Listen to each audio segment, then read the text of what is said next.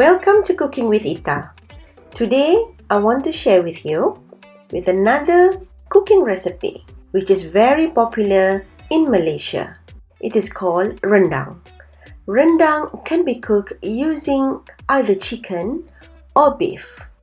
Malaysian rendang is a spicy meat dish which has an influence from Minangkabau, West Sumatra in Indonesia.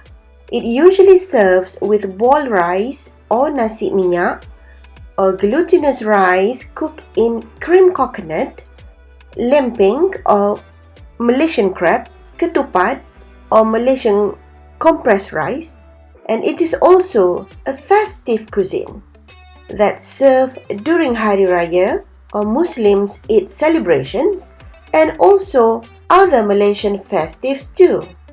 Without further ado, let's cooking.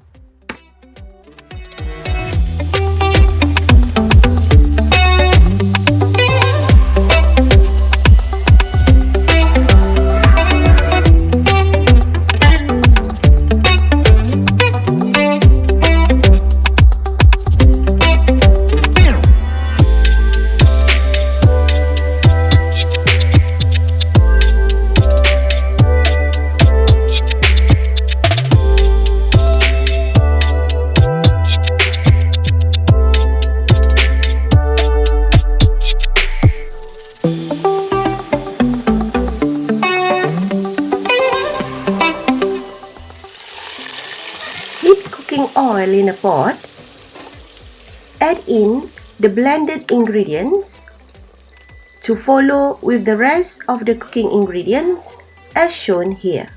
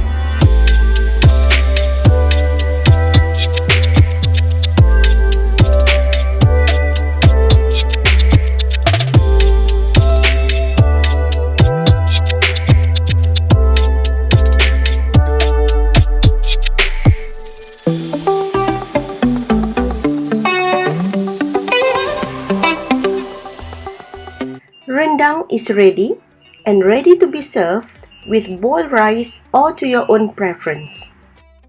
Until we meet again, take good care and goodbye.